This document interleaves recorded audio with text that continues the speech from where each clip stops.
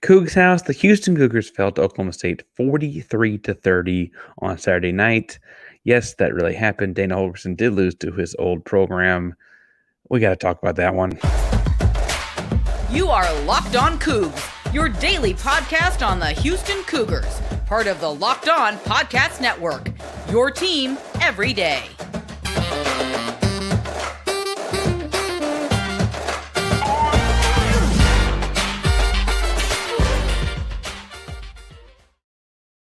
Welcome to Locked On Coogs, a daily podcast about your Houston Cougars. I'm your host, Houston-born teacher and coach Parker Ainsworth, here to break down all things Cougs. If you're a U of H fan or just a hater who can't stop by, please be sure to subscribe down below. That way you can listen to Cougs in your newsfeed each and every day. We appreciate you making Locked On Coogs your first listen of the day. This is actually maybe your first or second listen, so we have two episodes out today. One of the basketball program, one of the football program. We appreciate you either way, whichever one you're picking, second or first. Make sure to subscribe to the YouTube channel. Get all things Houston Cougars all the time, or wherever you get your podcast, where you can hit subscribe. On YouTube, we're trying to do a giveaway every 250 subscribers. Next one is 1750. Hit subscribe to help us get there if that's where you found us. Make sure you also like and comment the video. Let us know you're on the way. Now, in this one, let's just say if you are all footballed out, you don't want to talk about this program anymore afterwards, tell us in the comments down below. Honestly, on Saturday, we asked you about a shouting match. Tell us if the person who shouted louder won that shouting match. Hopefully, it makes more sense at the end. But today's episode is all about the football program. And after a second watch, yes, I made myself watch that game a second time on Sunday morning. What happened? What went wrong? What went differently than maybe expected? Because, again, I talk myself into a win by every Friday, right? That's how this thing's always going to go. But we do need to talk about this football game, as abysmal as it was. First segment's going to be all offense. Second segment's going to be all defense. And third segment's going to be this thing of fake news that just kind of rubs me the wrong way all the way around. So let's just jump on in. I guess we're going to talk about all these things that happened. The offense in the second watch was about as bad as you'd expect. Houston scored, I believe, was it 3 touchdowns on the game? Scored 3 touchdowns in the game, and for what it's worth, 4 touchdowns in the game. Four touchdowns in the game. And for what it's worth, the second half was just a big black hole on the offense. So they scored one late to cut it down to a 1-score game. If you missed the game on Saturday, I guess I should point out, they opened up with a interception return for a touchdown, only gave a field goal after that, and scored a second touchdown on a giant pass to Jonah Wilson, who has been redshirted this year mostly, so that's why he hadn't played to the end of the season. And we're up 14-3 early. They forced a they end up getting a touchdown, giving up a touchdown, get it to 14-9, but then score their own touchdown and a big pass to Manjack to make it 21-9.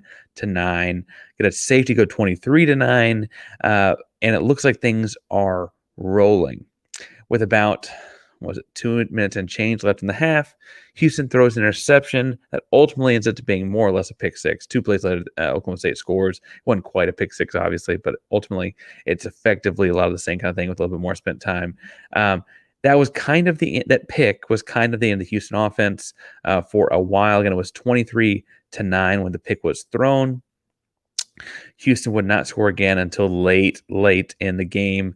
They scored with 7.5 minutes left in the game to cut it to a 1-score game. We'll get to how that happened on the defense side in a second. And that would be their only touchdown in the second half.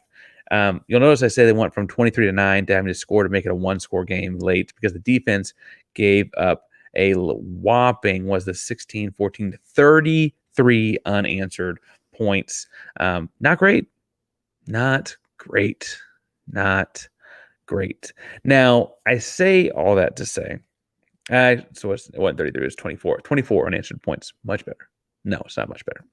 I said to say that this game felt like they had in hand early, and the interception on the second watch, or the rewatch, was as bad as it felt live. Donovan Smith had a pretty clean sheet game up to that point, and frankly, didn't have a terrible second half game. They just couldn't catch the ball and score. But he's had several moments like this in this last stretch of games. And what's frustrating is the bill on Donovan coming in was that he turned the ball over too much. He threw too many risky passes at Tech. Wrong team caught the ball. In Houston, it felt like through I don't know, halfway through the season, he kind of worked that out of his system and was just taking sacks instead. And I don't know that either one's good, but at least you get to hold on to the football when you take a sack, right? And now we're back to the turnover problem, and it's not great. This interception was bad. Donovan Smith had other great plays in this game. This interception was bad. Houston had another receiver open the area. There was a guy directly between him and where he was trying to throw the ball. This was not a tip ball. This was not a drop ball. It was a bad interception. Right now, he had other good plays. That was a bad interception. And it really did feel like that shifted the paradigm here. I'm also interested in looking at a couple things in the offense, though, that stuck on the rewatch. Boogie Johnson, game-winning touchdown against West Virginia. He stepped in when Manjack went down. He and Dalton Carnes kind of split duties there. Matthew, I thought he played pretty well. Matthew Golden, we find out before the Cincinnati game is out. And we find out after the Cincinnati game is done for the season. Bears,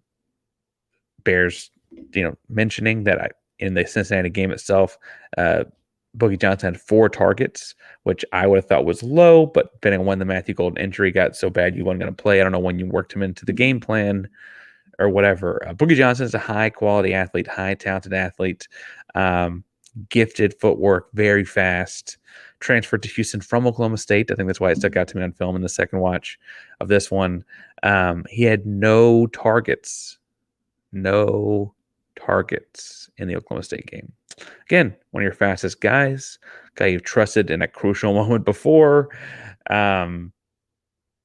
Inexplicable. No targets. I get if it's low targets because take them away on read plays, but you can scheme your fastest guy open. And I further am frustrated because we talked about last week that Oklahoma State is susceptible to speed. They're susceptible to stuff over the top. They're susceptible to getting beat by this. And Houston was unable to get him the ball. Now, I mentioned Matthew Golden. There were a number of guys that didn't play in this game. Jack Freeman, we found out, had a concussion from during the week and had to miss the game. First of all, Jack, please get better. But second, Demetrius Hunter stepped in, and Pancake played really well. He had a bogus holding call early. I think he just kind of won the block too well. And I would say he played pretty well. I don't think that you could put this loss on like the center play by any stretch. If anything, Oklahoma State had their own handful of bad snaps, and I didn't see anything that was obviously a missed block on the center. I always have my complaints with the guard play. If I have my complaints about the guard play this year, but the center seemed fine. Ruben Unije missed the second half, found out after the fact it sounded like he was sick, and mostly the reps were picked up by Shamar Habdi-Lee. Shamar Habdi-Lee struggled, to say the least. Needed a lot of help in pass protection. Hips were closed and then open way too far at different points if you're an offensive line specialist or that's your kind of game. Not great. What's somewhat ironic is there were a lot of people saying that Unije had too many holding penalties this season and what's going on? Can we find somebody else? And then we quickly saw, the substitution for Unije. Well, Unije's got a pretty much a holding penalty or 2 a game. I'd say mostly 1, but that happens. Habdi-Lee had a lot of trouble in pass protection, and it really kind of put things on a swivel in the second half. So I guess you could put that one on it. But on the whole, it's November. You're going to be missing guys. That's just the nature of football. I understand this team is not, we've been told, as deep as the Big 12 teams. So it's going to hurt us more than it will hurt the average Big 12 team. Those things all get said. They all happen, what have you. It still feels like Houston got predictable throughout the second half, running on every first down. The only deep shot plays were deeper crossing routes. Nothing, not a whole bunch of things being gained in advantages because frankly, in the first half, one got called out of bounds because he'd stepped out before he came in bounds or whatever. But you had deep shots on the sidelines to Sam Brown. You were trying to force here and there different spots in the first half of the game. Those kind of went away in the second half, and I don't get why. We talked about last week, you and I did, that Oklahoma State was susceptible to the deep ball. Now, ultimately, all those things happened, and Houston did score 30 points. And again, it wasn't a one-score game, 36-30, 7.5 minutes left, and they still lost. Defense had a rough night. We're going to talk about that in the second segment. But first, we're going to talk about what to do if you're having a rough night and you're studying, you're reading those research books, you're up all night, your eyes are bloodshot, you just don't know what to do. As a student, college student, U of H college student, looking for better ways to help yourself prepare for class. Wouldn't it be nice if there was something to help you with those research books, those papers, those academic journals, and things like that? Why don't textbooks and research papers have some sort of audio version? Wouldn't it be amazing if you could listen to it like an audiobook? And now you can, thanks to our buddies at listening.com. Listening.com is an app that can turn any academic reading into audio. It can pronounce those difficult and technical words. It can read math equations. It even knows how to skip the citations and footnotes. If you go to listening.com/locked-on, you get the first 3 weeks free. The new member thing is only 2 weeks, but if you go to listening.com/locked-on, they give you that third week as well. So go to listening.com/locked-on, LOCKEDON, and get studying today. Remember, listening.com/locked-on.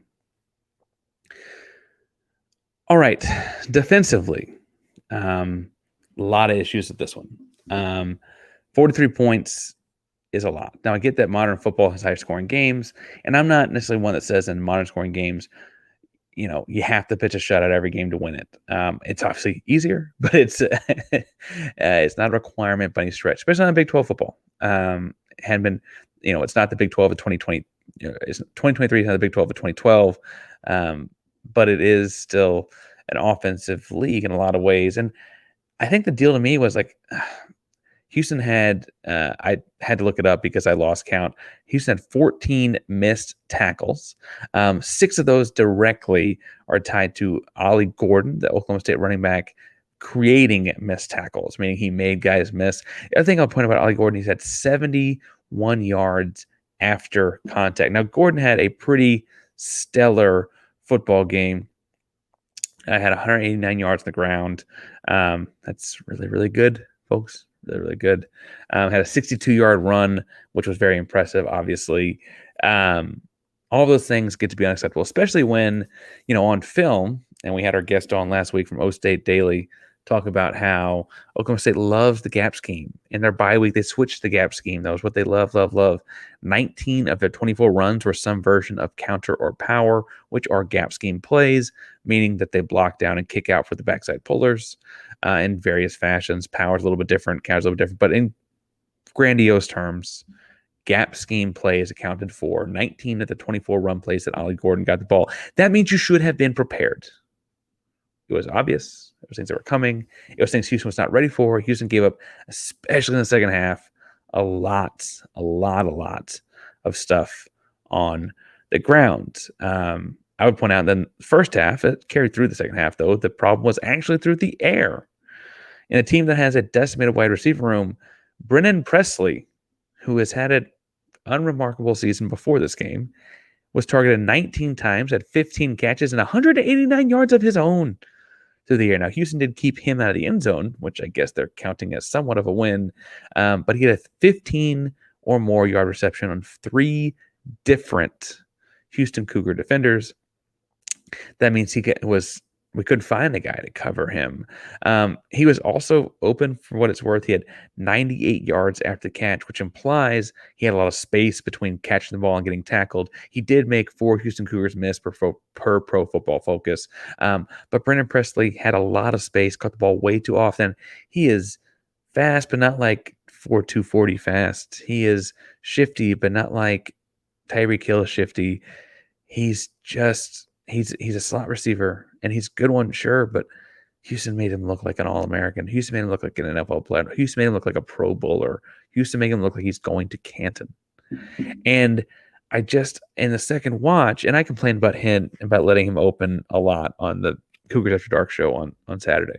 But in the second watch, it was hard to discernibly tell what Houston's adjustment was to him. It didn't look like they high-load him with a guy down bossed up to press him and a guy over the top of him. It didn't look like they bracketed him. And I will say, I say looked like because I know in my own coaching past, trying to make mid-game adjustments, sometimes they don't work on the field like you are talking through them on the sideline, right? I want to sympathize there a little bit. But these are Big 12, Power 5 college football players. And it didn't look like there was a whole lot of changes being made on how to cover Brennan Presley. Now, he did not get in the end zone, I guess, right? When it comes to passing touchdowns, Jaden Bray caught one for them. Leon Johnson caught another for them. I'm trying to think. Ollie Gordon had a couple rushing touchdowns. Let's scroll through this one more time. And that's the passing. So obviously, they went other directions. And frankly, Leon Johnson, big guy, right? Big, strong guy. But there needs to be some sort of a shift in that instance because, like, he's the guy beating you up and down the field. He's open every time they throw him the ball, right? Other things that looked poorly coached on the defensive side of the football. They had used a timeout in the first quarter to substitute because they only had 10 men on the field after a substitution, and they were going to potentially, at the time, it was a tight game, and you can't let that happen, right? You can't just not have enough guys in the field early in the game. So they'd wasted timeout at that point. Now, I'm not saying that having a timeout would have kept you from throwing the interception right before halftime, but you might have been in less of a 2-minute drilly kind of situation, right? You could run the ball a little bit more at that point, maybe run Donovan a little bit more at that point. Maybe you're not trying to throw the ball downfield as much. I don't know. The timeout could have been important later. It's poor use of a timeout. In November, definitely can't happen. Also, for what it's worth, they used the timeout for that substitution. They had 2 other points in the game where Houston had slow substitutions, had too many guys in the field in substitutions, and got penalized for it. And we heard in the post game that Dana Holgorsen said you cannot substitute like that against a tempo team. To which I say, well, Oklahoma State didn't just become a tempo team. That's not something that just randomly happened on Saturday night. And so what's the breakdown there? I'd like more details on the breakdown there because, again, you could have predicted that Oklahoma State was going to be running a tempo kind of system. You could have predicted that those kind of things were going to happen. So why are the substitution things not predetermined or pre-organized or pre-orchestrated or at least understood to avoid those kinds of penalties? Because they happen sometimes at points where, like, giving up 5 or 10 yards there is crucial. Getting an extra down there is crucial. Right now, I know I'm ragging on coaching. That's kind of out of my character as someone who's coached a lot of high school ball to rag on coaching. But there are athletes in this defense. There are good athletes in the secondary. Houston's got great defensive linemen. And frankly, well, I've dogged the linebackers some, like Malik Robinson, Traylon Payne played well. And so I don't know how else to say that Houston gave up their 43 points that they did. Obviously, you could say, like, players need to make plays and make tackles on Ollie Gordon and not give up the 70 yards after contact, right? Or, we had guys assigned to Brendan Presley. He needs to not be open 19 times, right? Yes, but schematically, you also need to make sure you count for, hey, we can have 2 guys at Ollie Gordon to tackle him. Hey, we got to make sure we have a high-low on Brendan Presley who isn't open so much. We got to bracket him and force him to run these specific or something. Something's got to be different there. It was a bad defensive game. And for what it's worth, again, Houston put up 30 points. They cut it to 30-36, 7.5 minutes left. You need a drive. You need to get a stop. You need 1 drive. Instead, they allowed a Ollie Gordon touchdown at the end of a 10-play, 78-yard, 5-minute drive to follow. Again, it was a 1-score game before that.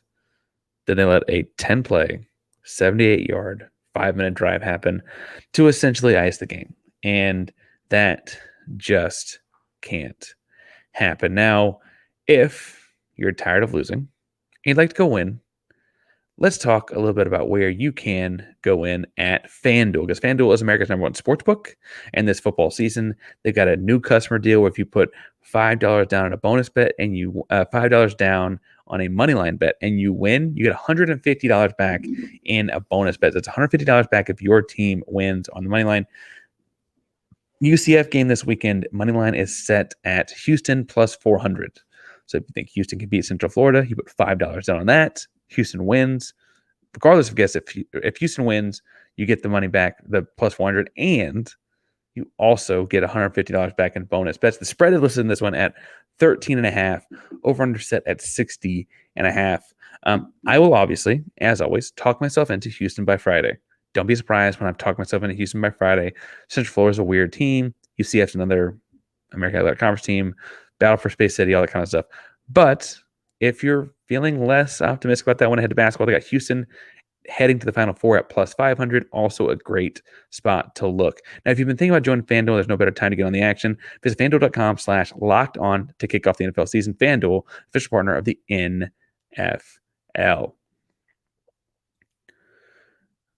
All right, so I want to talk in the last segment here about some fake news, I think, question mark, from Saturday night. Dana Holgorsen, he's not everyone's favorite guy. People comment on my videos every day, fire Dana. I think people turn off my videos because I don't spend them for 30. I just don't just spend 30 minutes a day saying fire Dana, fire Dana, fire Dana over and over again for 30 minutes. I think people really want that content. I'm just not going to be that guy. I really tell you more what I think is going to happen, and I don't think he's getting fired. But I will say, if you're looking for ways for Houston to move on and change football coaches, one way would be for a legitimate shouting match with the fans to have happened. And on Saturday night, fans tweeted that after having yelled different things about Dana over the course of the last quarter plus of the game, that Dana had walked over to the student section and got in a shouting match with them.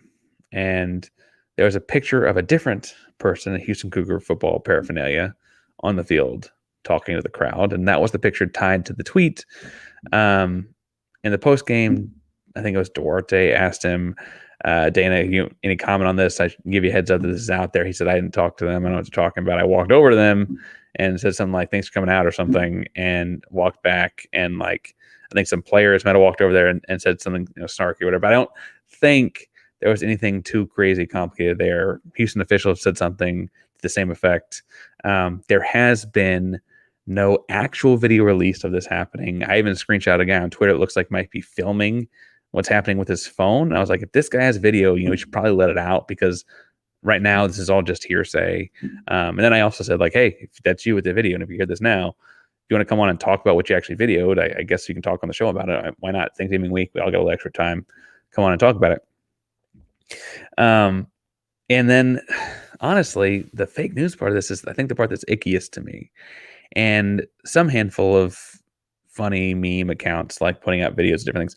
One put out a video of Houston Texan football coach Bill O'Brien walking off the field with Deshaun Watson and DeAndre Hopkins. They're both in red jerseys, so it looks somewhat like the Houston Cougars walking off the field, and you see Bill O'Brien turn on, snap back at a fan. I think what's the video was 2019, right? And started circulating that was Holgorsen. So much so that I had people DMing the video to me saying that was the video of Holgorsen snapping, right? And then I retweet the video saying this is clearly Bill O'Brien. That's clearly DeAndre Hopkins. That's clearly Deshaun Watson. This is bogus. It's a meme. No. What's happening is they're tweeting that out quickly without even paying attention. Other people see the red jersey and do the exact same thing because it's the same kind of uniform, helmet, jersey, etc., that Houston had on Saturday.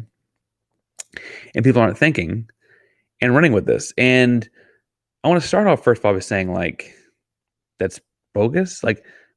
Adding fuel to the fake news fire is bogus. That's not just being bad fans, being bad on the internet, right? That's intentionally misleading people. That's bad, right? It's not a meme because it's not it's clearly adding gasoline to this fire. People saying something is already happening. That, again, in 2023, I need video evidence to say it's happening. We've seen what people can do with AI and photos. I need video evidence to show that it happened, or else I can't buy that it happened.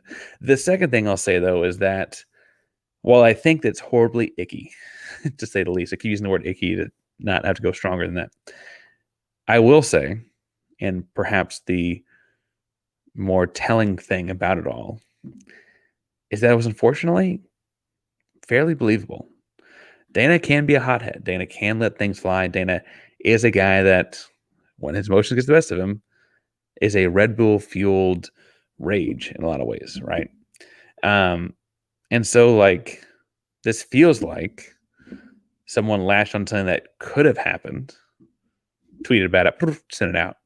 Someone else goes, oh, here's a video of something that could look kind of like that, tweet it out, send it out. And like the repercussions are like people are buying people are believing that that's what happened. And A, again, that's icky. But B, that is believable is probably also a problem. Right? Like at the end of the day, the thought that this is a believable storyline is probably also not a great sign. Now, I don't think you can fire someone for fake news. I'm not that guy. This is a weird like set of people. Unless a video actually comes out, I don't think you can buy any of this because there were people walking with Dana off the like officials from the University of Houston walking with Dana off the field and players around it all. Like this is not something people are putting any truth behind. But it's probably not great that um, that's something what people would believe. It's also not great that people are like talking about what's going to happen, who's going to have what job, and this kind of the other thing.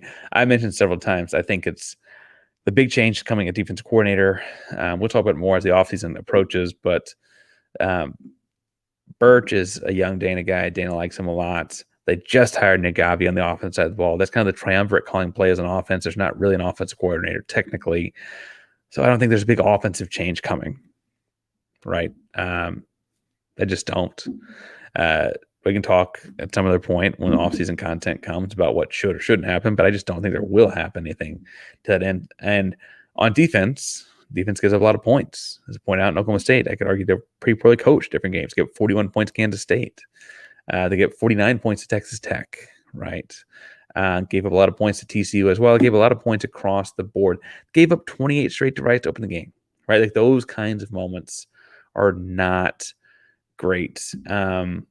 And as you know, they have a coordinator outside the ball, and things have not looked great. I think it's easy to see and argue that the big change will be on that side, for better for worse. I think you saw a defensive captain, no comment, some questions in the post game commentary. You saw a guy that just transferred in talking about see you later. Those kind of like. I think that those are things that are coming. That's the smoke I'm reading, not some fake news tweet nonsense. If you got other things, or you're the guy with the video that has a video that we haven't seen yet, tell us in the comments down below. Be happy to talk to you about it. About all things Houston Cougars. You want a happier episode? We also have a full episode on basketball winning out right now. So make sure you go check that one out as well. Thank you all so much for listening today. Locked On Coogs, proud member of the Locked On Podcast Network. That means your team, our Cougs, every day. Go Coogs.